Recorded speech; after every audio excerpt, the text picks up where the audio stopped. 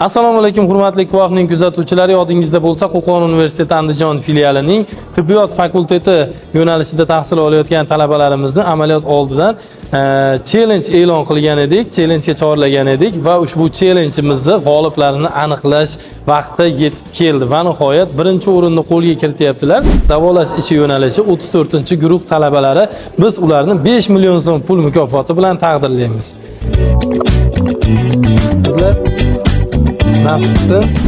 Ikkinchi o'rinni qo'lga kiritgan g'olibamiz esa pediatriya yo'nalishi 7-guruh talabasi.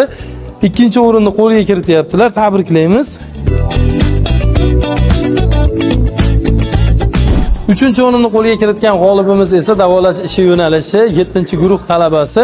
Afsuski kelmadilar, kelsalar albatta yutuqlarini bizdan qabul qilib olishlari mumkin. Asosiy bino 203-xonaga uchrashingiz mumkin bo'ladi. Barcha g'oliblarimizni tabriklaymiz va barcha talabalarimizga barcha challenge'larda hamda tashkiliy ishlarda faol bo'lishingizni so'rab qolamiz. Salomat bo'linglar.